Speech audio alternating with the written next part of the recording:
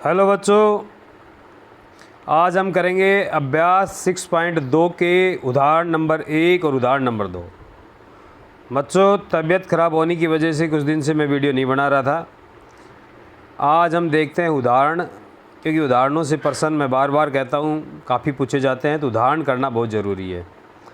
तो बच्चों, क्या है उदाहरण? ये देखो, यदि कोई रेखा एक ABC की भुजाओं, त्रिभुज है बच्चों, त्रिभुज ABC की भुजाओं AB और AC को क्रमशः D और E पर प्रतिच्छेद करे।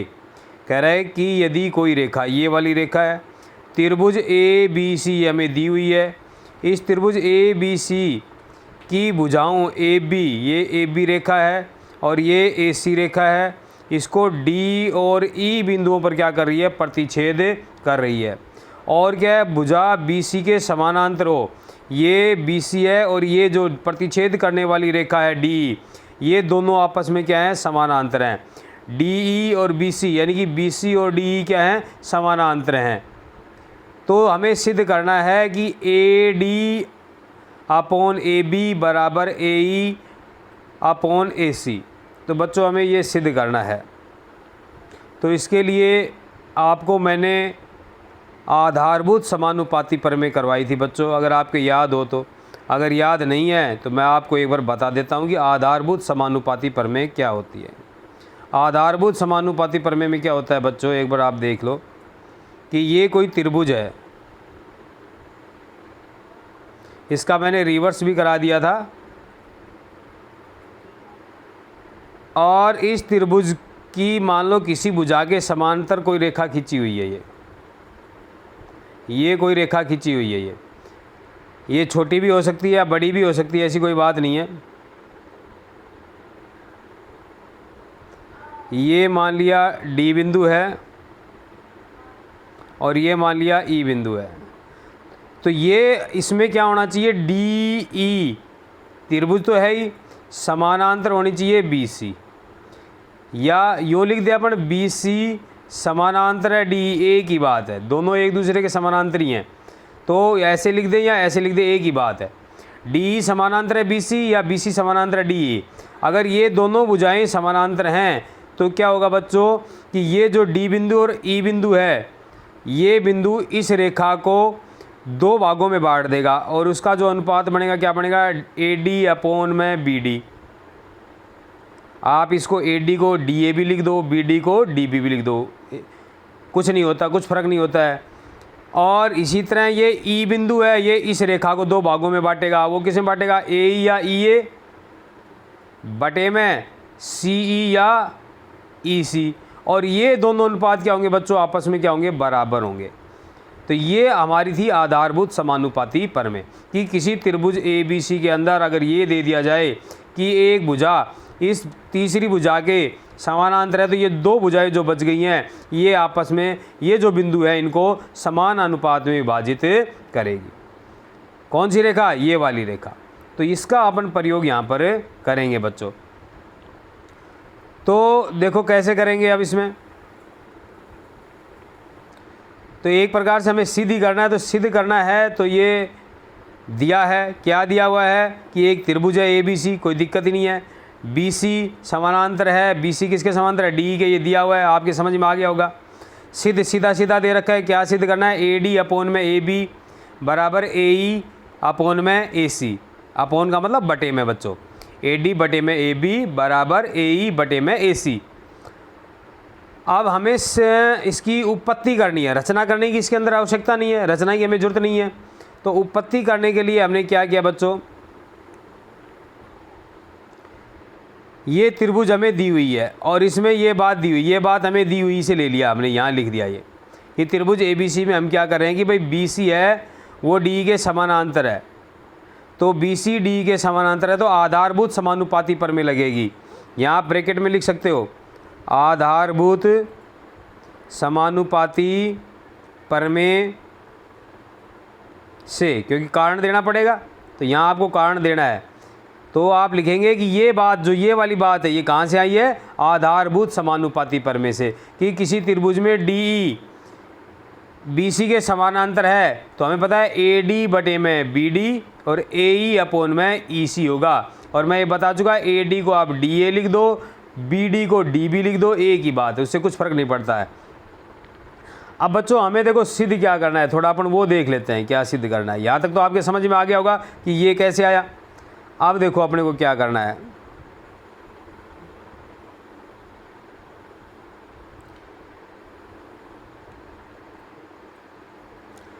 देखो बच्चों हमें इसके अंदर ये जो हमारा आया है इसमें ए डी है, इसमें भी ए डी है, यहाँ ए ई है, यहाँ भी ए ई है, तो ये तो दो हमारे कोई दिक्कत नहीं है। यहाँ देखो ए बी है और लेकिन यहाँ क्या है बी डी है, तो ये बी डी तो यहाँ से यहाँ तक की यार ए बी है पूरी है, यानी कि हमें बी डी में यदि हम इस बी डी में यदि ए डी जोड़ दें तो ये ए बी बन जाएगा। तो बी डी में हमें क्या जोड़ना है, ए डी जोड़ना है।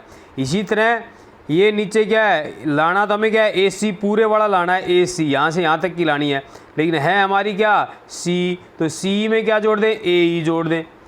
तो बच्चों जब ऐसी कंडीशन हो यहाँ तो ए डी जोड़ना है, यहाँ ए ई जोड़ना है, तो जो जोड़ने वाली चीज़ होगी वो हमेशा नीचे होगी क्योंकि उनका लघुत्तम लेंगे। तो हमने इनका पलटी कर दिया, यहाँ ए डी बटे बी डी था, इसको B D upon A D कर दिया।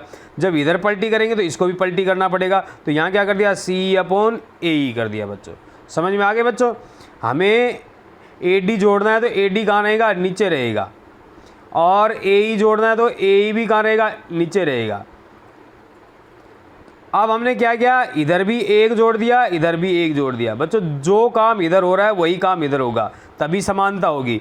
बराबर कोई संख्याएं हैं तो दोनों काम इधर जो इधर होगा वही इधर करना पड़ेगा। तो हमने दोनों में क्या कर दिया, एक जोड़ दिया। एक जोड़ने से क्या हुआ बच्चों, अब हमने ये बी डी अपॉन में ए डी है बच्चों, और ये हमने एक बटे एक जोड़ दिया, तो ए डी का एक का लघुत्तम लेंगे तो क्या आएगा, ए डी आएगा। अब ए डी का ए डी में ही भाग देंगे, किसी समान संख्या में उसी संख्या का भाग दिया जाता है, किसी संख्या में उसी संख्या का, दो में दो का भाग दोगे, तीन में तीन का दोगे तो एक आएगा। तो ए डी का ए डी में भाग दोगे तो एक आएगा, एक का गुणा हमें पता है बी डी से होता है, बी डी एकम बी डी। और किसी संख्या में अब एक का भाग देंगे तो वही संख्या आती है। मान लो तीन में एक का भाग दोगे तो क्या आएगा, एक तिया तीन। पाँच में दोगे तो एक पंजे पाँच, तो आप ए डी में भाग दोगे तो ए डी बार ही जाएगा बच्चों। तो एक का भाग जब ए डी में देंगे तो ए डी बार गया, ए डी का गुणा जब एक से करेंगे तो यहाँ क्या आ जाएगा, ए डी। और यही काम इधर किया अपन ने एलसीएम लेके। अब देखो बच्चों B D plus A D, ये जो B D plus A D है, ये वाली B D plus A D बन गई। तो बी डी में क्या जुड़ गया, बी डी में क्या जुड़ गया, ए डी। तो B D plus A D क्या हो गया, ए बी, ये ए बी बन जाएगा। इसी तरह ये सी तो ये था, और प्लस में क्या हो गया, ए ई, तो ये पूरा क्या हो गया, ए सी बन जाएगा ये पूरा। तो ये यहाँ से B D plus A D तो क्या बन गया, ए बी बन गया, और ये क्या बन गया, ए सी बन गया। लेकिन हमें ए डी ऊपर चाहिए, हमारा जो सिद्ध करना है उसमें क्या है, ए डी ऊपर है। देखो ए डी कहाँ है, ऊपर है, यहाँ ए ई ऊपर है, तो हम इनको अब वापस फिर पलटी खिला देंगे। हमने ये क्या किया, A B upon A D आ गया, ए सी अपॉन ए ई आ गया, अब इनको फिर ऊपर वो पलटी कर दिया। तो ये A D upon A B इधर किया तो इधर भी करना पड़ेगा, ये हमें क्या करना था, सिद्ध करना था। तो बच्चों इसमें आधारभूत समानुपाती प्रमेय लगी है, आधारभूत समानुपाती प्रमेय का यूज करके हमने उनको पलटी कर दिया, दोनों तरफ एक जोड़ दिया है और एलसीएम लेके उनको हल किया है। ये हमारा सवाल था। आगे सवाल क्या है बच्चों, देखो अगला एग्जाम्पल, ये इंपॉर्टेंट एग्जाम्पल है बच्चों, परीक्षा में आते हैं और अपन इनमें बहुत सिंपल हैं, बार बार इनकी प्रैक्टिस ज़रूर करनी पड़ेगी हमें। सिंपल भी है, थोड़ा सा दिमाग से निकलते ही हमें क्या होगा, फिसल जाएंगे, फिर तकनीक नहीं आएगी। तो अभ्यास करना पड़ेगा, अभ्यास आप कर लेंगे तो तुरंत आपके दिमाग में आ जाएंगे ये सवाल इस तरह से। अब देखो बच्चों ये दे रखा है कि ए बी सी डी एक समलंब है। समलंब त्रिभुज बच्चों वो होती है, जैसे ये इस तरह की त्रिभुज को अपन समलंब बोलते हैं। इसमें एक जोड़ा तो क्या होता है, समानांतर होता है, और दूसरा जो होता है वो असमानांतर होता है। तो यहाँ ये भुजा और ये भुजा समानांतर है, दे रखा है कि ए बी और डी सी क्या है, समानांतर है, और ये ए डी और बी सी ये असमांतर भुजाएं हैं। तो कह रहा है कि जो असमांतर भुजाएं हैं AD और BC, यहाँ पर कोई दो बिंदु है, E है और F है, और इस प्रकार स्थित है कि EF भुजा, जब इस भुजा को खींचा जाता है तो ये भुजा EF AB के क्या समानांतर है। तो ये बात दे दी, क्या क्या दे दिया, AB और DC समानांतर है और AB और EF समानांतर है। दो बात हमें दिया हुआ ऐसे आ गई, और एक क्या दिया हुआ था मेन कि ABCD क्या है, कि समलंब चतुर्भुज है। तो जो चीज़ हमें प्रश्न में समझ में आ रही है कि क्या क्या चीज़ दी हुई है वो हमने दिया हुआ हमें लिख दिया। सिद्ध करना है, स्पष्ट दिया हुआ है, हमने लिख दिया। या हमें एक छोटी सी रचना करनी पड़ेगी कि हमें A को क्या मिलाया है, C से मिलाया है। किससे मिलाया है, C से मिलाया है बच्चों। हमने A को हमने क्या कर दिया, C से मिला दिया। ये की रचना हमने की है। अब होगा क्या वो मैं बताता हूँ, एक मिनट रुको आप।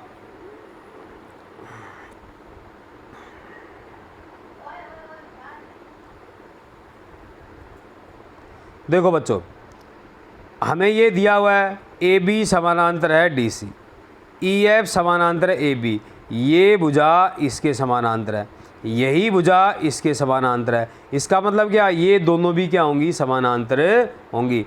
इस भुजा के समानांतर ये भुजा है और इसी के समानांतर ये है, तो इसका मतलब ये दोनों भी क्या हो जाएंगी, समानांतर हो जाएंगी। AB के समानांतर क्या है बच्चों, DC, और AB के समानांतर ये है EF, तो इसका मतलब EF और DC भी क्या हो जाएगी, समानांतर। मान लो आप ये मान लो ये 5 है, समानांतर ने मान के एक अपन समान का उदाहरण ले लेते हैं, तो ये भी 5 है और ये भी 5 है, तो इसका मतलब ये भी क्या हो गई, 5 हो गई। तो वही बात यहाँ पर है।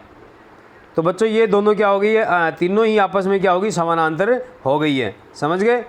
तो अपन ने यही रिजल्ट लिखा है यहाँ पर कि AB समानांतर है DC, EF समानांतर है किसके, AB के, तो EF जो है वो DC के भी क्या हो जाएगी, समानांतर हो जाएगी। अब बच्चों हमने ये त्रिभुज ले ली, कौन सी त्रिभुज ले ली, देखो ये त्रिभुज ले ली बच्चों हमने, A, ध्यान से समझना, ADC, ये एक त्रिभुज ले ली। और ये भुजा जब EF DC के समानांतर, तो EG है वो भी DC के समानांतर ही होगी, क्योंकि उसी का हिस्सा है, कोई अलग थोड़ी है। तो ये इस तरह की त्रिभुज बनेगी बच्चों। देखो ADC और ये आ गई E और ये आ गई G। अब ये EG समानांतर होगी DC, क्या दिया हुआ है, ADC में EG समानांतर है DC, समीकरण 1 से, क्योंकि EF समानांतर है DC के, तो EF का ही हिस्सा EG है, तो EG भी क्या होगी, इसके समानांतर होगी।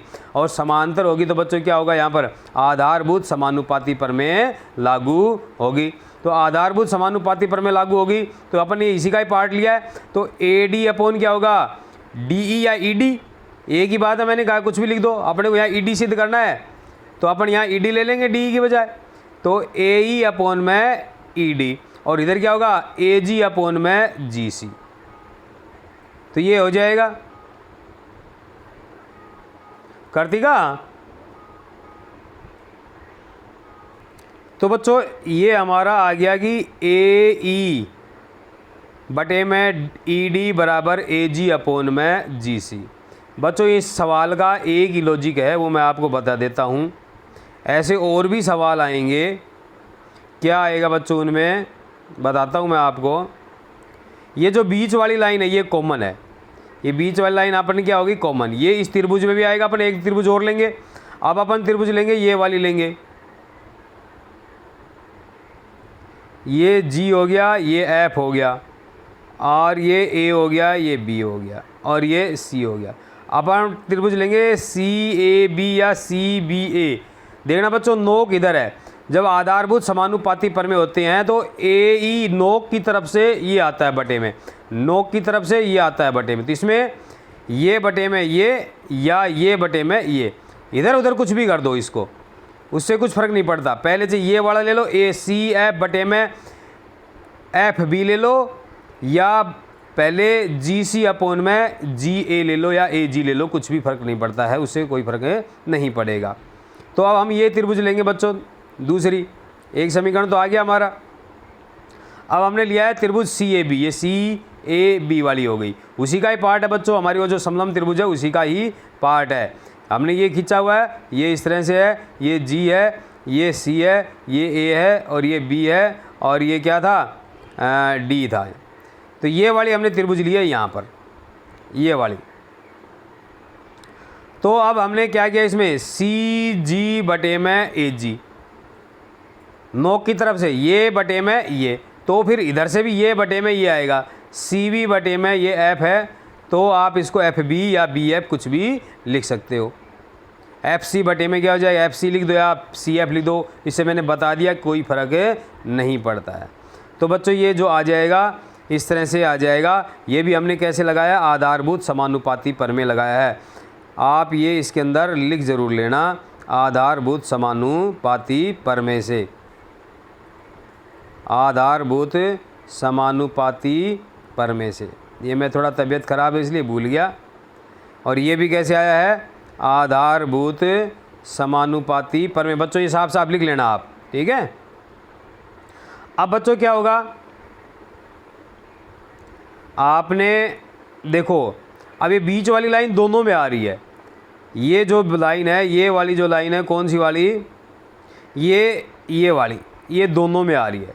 एक में तो ए जी बटे में क्या आ रही है, ए जी बटे में जी सी, और एक में आ रही है जी सी अपोन में ए जी।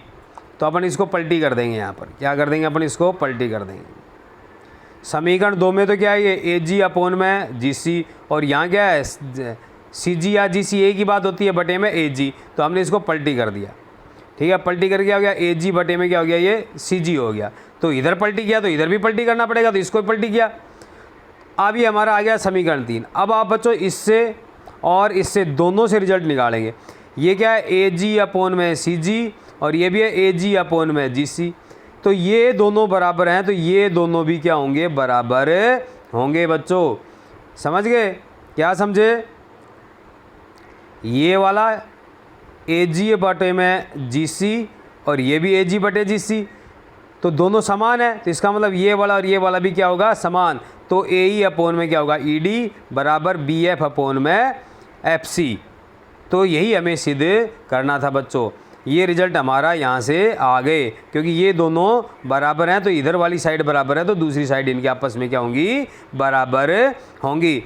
तो ये बच्चों इस तरह के सवाल और भी आएंगे, जिसके अंदर एक कॉमन लाइन होगी। तो कॉमन वाली लाइन है, उसका एक इसके साथ रिजल्ट आएगा, इसी लाइन का इसके साथ रिजल्ट आएगा, फिर ये दोनों क्या हो जाएंगे, बराबर हो जाएंगे, क्योंकि ये दोनों में रहेगा।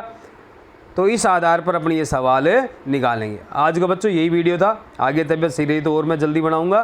धन्यवाद। वीडियो को लाइक करें, शेयर करें, अपने साथियों को बताएं।